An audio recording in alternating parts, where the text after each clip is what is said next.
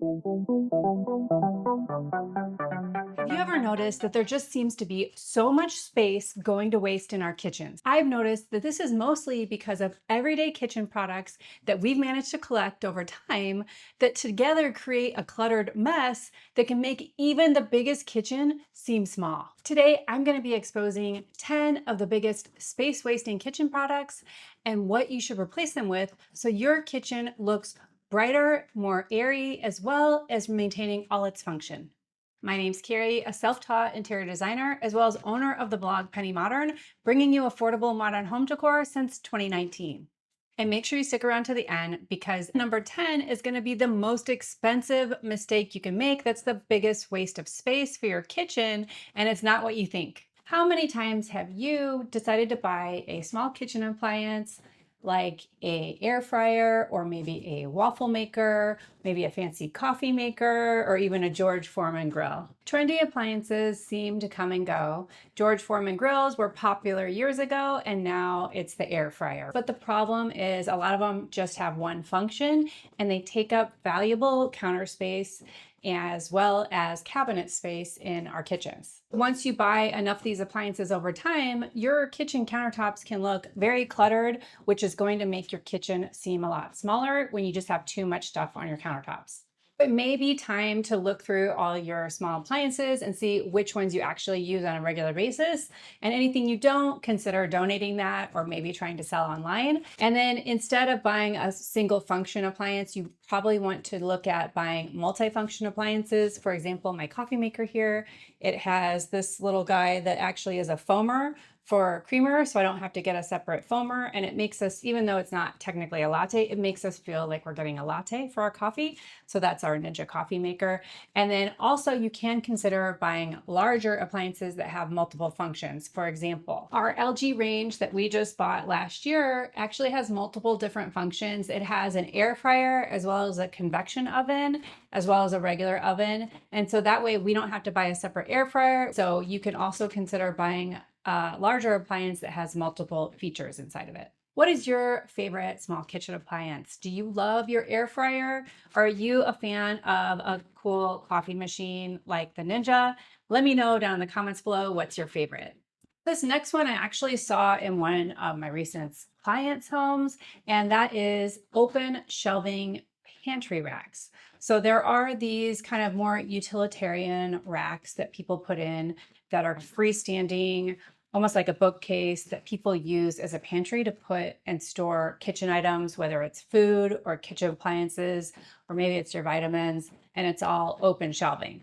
And this may seem like smart storage if you lack a full-size pantry, but there is a downside. All those small items on display, especially packaged foods that have a lot of different colors to them, can just look like a chaotic, cluttered, and disorganized mess. If you simply must add more pantry storage to your kitchen because you do not have enough cabinets, you should try to get something that has closed storage. So more like an armoire type or a pantry that actually has doors on it to hide all those packaged goods, or maybe you have mismatched or lots of different types of cups or lots of different types of plates and bowls. You want to hide that behind those doors, and that way you can still have your utilitarian storage, but it's going to look clean and nice. And that way you'll have a more spacious looking kitchen. The other idea I have on this is to make better use of your existing kitchen cabinets by getting things like pull-out drawers. And that's going to enable you to use the full space inside your cabinet. Or maybe you get stacking shelves that you put in there. There's all kinds of different organizers that you can purchase from Amazon to help get more use out of the existing cabinets that you have. If you have a chunky wooden knife block on your counter, that also could be taking up prime real estate. Those wooden knife blocks definitely come with a lot of these store-bought kitchen knife sets, right? And they're very common, and we see them just in wood. There's also kind of black ones, but they can be pretty big and they can take up a lot of space. And if you have other things on your counter, all that clutter can really add up. These are very bulky, and they also may not be entirely necessary if you only use a couple of knives on a regular basis. What should you do instead? Well, You can do a couple different things. One is you can get a magnetic wall strip, which I used to have at our old home, and IKEA sells a really good one, and you literally can just stick your knives on the wall there, and so they're not going to take up your counter space. Another option is to get a knife drawer organizer like this one. I believe I got this from IKEA. You can also get them from Amazon, and that way you can just put these in your drawer, and again, you're not taking up valuable counter space, and it's hidden away so it doesn't look so cluttered. You know that one cabinet that you're afraid to open because it might explode? We all keep takeout containers or butter containers or just have a pile up of Tupperware. And sometimes it's with the best intentions because we want to be eco-friendly and try to reuse some of these plastic containers, but they end up becoming this jumbled mess, and it's really not useful, especially if you don't have matching lids and containers, and that way you really can't use them if you can't find the right lid. What should you do instead? Well, when you start having a little bit of fear when you're opening your cabinet because there's too much Tupperware inside, you should definitely take a day and purge. Maybe it's once a quarter, maybe it's just twice a year. You could do spring and winter and get rid of the stuff that doesn't match or doesn't have a lid. And then the other thing that you can do is, instead of buying the plastic Tupperware, you can purchase the glass containers that actually do double duty. So what I love about these is they actually nest inside each other, so it makes it really easy to store, and there's a variety of lids. And then what I love about these is you can double these as a serving tray. Like, you wouldn't want to serve, like, my husband makes a lot of salsa. You wouldn't want to serve the salsa out of a plastic tray like at dinner, but you can use these to serve things that are in them. You also can microwave them, and the dishwasher's safe. They're not going to warp. So I do recommend getting the glass storage containers, and I think they're a little bit more healthy, and especially if you microwave them. If you've been thinking about doing a kitchen makeover or maybe even a kitchen renovation, and that's why you're watching this, I have a great free resource for you. It's my kitchen budgeting worksheet, and this will have pretty much every line item that you might need to budget for in your kitchen project lined out, and that way you can build your own budget and figure out how much your project's going to cost. It's a great way to get started with your project. Download yours today at pettymodern.com/freebies, and that link's down in the description. Next up, we have the dreaded dead corner cabinets. So I have two corner cabinets in our kitchen because it's got a peninsula and then it has this corner here. And these are one of the biggest wastes of space in any kitchen. If you've seen those very fancy pull-out shelves that some people get installed, that basically the shelf goes back into the dead space and you pull it out, and they can be very expensive. Some of these can be $200, $300, $500.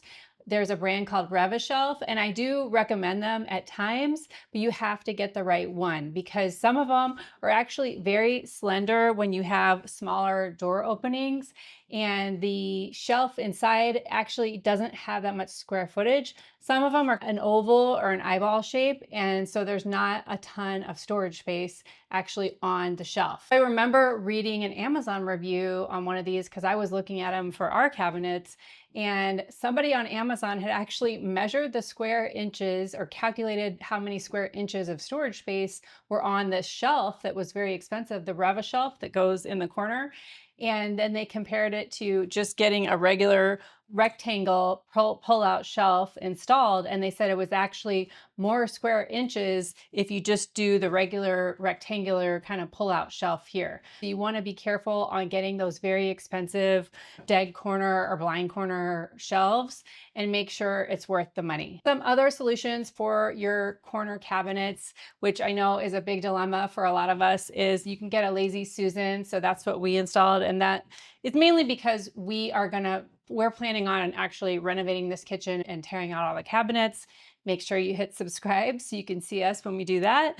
And I didn't want to spend a lot of money on buying all these aftermarket shelves, so I just got a little shelf right here, a little Lazy Susan. I'm also thinking about just getting some cheap pull-out shelves so I can better utilize the space and put my pots and pans in the back as well as in the front. And you can get those Reva shelves, which are the blind corner shelves. I would just, again, be careful on what size you get. Make sure you're looking at the square inches. The rectangular ones are a little bit better than the oval ones because they actually give you more storage space, but the rectangular ones can require a little bit wider door opening. That's something you want to make sure you measure appropriately and make sure you get the right size. If you have a ton of little kitchen gadgets that are handheld, so like we have this lime squeezer, we have an apple core, maybe you have an avocado slicer or an onion keeper. All those little gadgets can really add up and add a lot of clutter, and they need to be stored somewhere, right? A lot of us see these gadgets maybe on TikTok or on an infomercial or whatever, and we end up buying them. But the problem is once you get too many of them and you really don't use it that much, it just adds to this clutter and it can make your kitchen seem smaller. The key is to make sure you try to pick gadgets that have multiple uses or things that you're really going to use quite a bit. So for example, this lime squeezer, we cook a ton of different Mexican food and we do ceviche and salsa and guacamole and all kinds of stuff. And so we actually use a ton of limes, and we actually have a lemon tree too. So we use this a ton. For us, it's worth it because we use it all the time. You probably need to go through all your little gadgets and make sure it's stuff you actually use, and anything you don't, it's time to get rid of. And sometimes getting some of these smaller gadgets can actually be really handy. For example, we have this manual little mixer that it's very old. And then we also have a handheld can opener, but that's actually replacing two countertop larger appliances that I don't need to buy. So I don't have a stand mixer, an electric mixer anymore. I just use this because I only bake like once or two times a year. And then for the can opener, we just have a handheld can opener, and that way we don't need an electric one that kind of clogs our countertop or clogs our cabinets. So there can be some benefits to having some of these smaller handheld ones, and that way you can replace a larger electric one. The next one is all about your cookware. So if you have cookware that's a non-stick, and it's not a stainless, it's not a ceramic, and it's an actual nonstick coating, that is a coating that you need to be very careful with that you don't end up scratching. One thing that is a drawback is it's really hard to nest them on top of each other if you're needing to store these in your cabinets. You either have to put something in between them or you have to store them separately, which could be a big problem and make it so that you're having to store these out on your countertop, or maybe you have to hang them up or whatever. One suggestion is to get stainless steel or maybe a ceramic coated in terms of your different pots and pans, and making sure that you get ones that can nest inside each other so they're easy to store. This next one is all about drawers that are actually crammed with redundant amounts of kitchen tools. So for example, I have 10 different knives here. So I have these 5, I have 4 here. I think I have a couple more over there. Do I really need all these kitchen knives? Probably not. And some of these are really inexpensive, cheap kitchen knives that I probably just need to get rid of. And also one of them is even cracked. So it's definitely time to get rid of this bad boy. And we really use these nicer ones that we bought, that these are our go-to in terms of our nice kitchen knives. So I probably need to get rid of some of these, and you can too. But it's good to go through your drawers and purge out. If you have multiples, keep the nicer ones. Maybe you have a bunch of different vegetable peelers, or maybe you have 10 different spatulas. So pare those back and just keep the nicest ones and donate the rest. This next one is actually for those very small eat-in kitchens. So we have a combined kitchen and dining room, but if you have a very small kitchen that has a small eat-in section in it, you do need to be careful about the size of the dining table that you select, because if you get a dining table that's too big for the space, it can make your kitchen feel smaller and very cramped. A lot of us want to get the biggest dining table that we can possibly get for our space because we dream of hosting these beautiful dinner parties or a family gathering like a Thanksgiving, but sometimes you're getting a table that's just too big for the space, and that's a problem. Your daily life doesn't really revolve around getting seating for 10 unless, of course, you have a huge family, but you can use different options to optimize the space that you do have. So you can use a circular dining table. Those are great for smaller spaces. You also can buy extendable dining tables. This one is actually from IKEA and we leave it extended, but it can get smaller. And then the other thing that you can use is if you have a very small kitchen, you can get a table that's actually foldable and it folds down, or then you can fold it back up. The other secret to having dining tables in a small space is actually using banquette seating, which is where you put a bench along the wall, and that way you can push the table a little bit out of the way, and that will give you more space in your kitchen. And now it's time for that kitchen product that I told you about that could be the most expensive mistake that takes up a lot of space in your kitchen. But first, if you love affordable modern home decor and want to learn how to style your home like a pro, but on a budget you can actually afford, hit subscribe because that's what we're all about here at Penny Modern. So on to that space wasting kitchen product that is very expensive. And that would be those freestanding kitchen islands that you can buy online or buy in a store. They even sell them in IKEA. And you can buy a kitchen island that's ready-made, that is freestanding, that you don't have to have a contractor install. It is movable and you can move it around your kitchen into different spaces. There is a slight problem with those though. Kitchen islands are on almost everybody's wish list in terms of their dream kitchen, and they are definitely very trendy, and they're definitely not going to go out of style anytime soon. But here is the problem with those freestanding kitchen islands. There's actually a couple. So one is if you have a smaller kitchen and you do not get the right size island and you get one that's too big for your space, it's going to choke the space and functionality of your kitchen, and it will make it seem smaller. The general rule of thumb is that you want between 36 inches and 48 inches on all sides of the kitchen island, all the way around. If you do not have that much space, you need to rethink the size of your kitchen island, or you might want to rethink getting one at all. And why this is the most expensive is because a lot of these kitchen islands are very expensive. So for example, even IKEA, they have one that's probably around $400 or $500. You can get them from Wayfair from anywhere from a few $100s all the way up to the thousands. So it could be a giant waste of money, especially if you're buying online and then you buy it and it arrives and it's too big for your kitchen.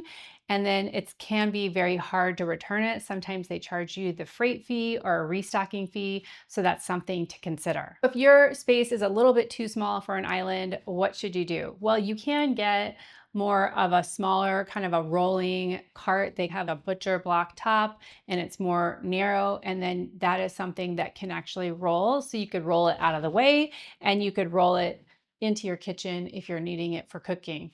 The other thing you could do is get a countertop that actually folds down and then folds back up. And so that'll be another way to add extra prep space to your kitchen. The other issue with those store-bought islands is actually the color. So if you pick the wrong color that is maybe too dark or it's too orangey or whatever, it can actually seem bigger than it actually is. And then you actually would make your kitchen look smaller by having this big honking island in it that's some crazy color that doesn't go with the rest of your kitchen because it's something that you bought after you already had your kitchen all painted or whatever. Now that you know what are the kitchen products that waste the most space in your kitchen, don't you want to know which kitchen upgrades that people regret the most? Because if you do, I've got a great next video for you. It's right here, kitchen upgrades that people regret the most, and I'll see you in the next video.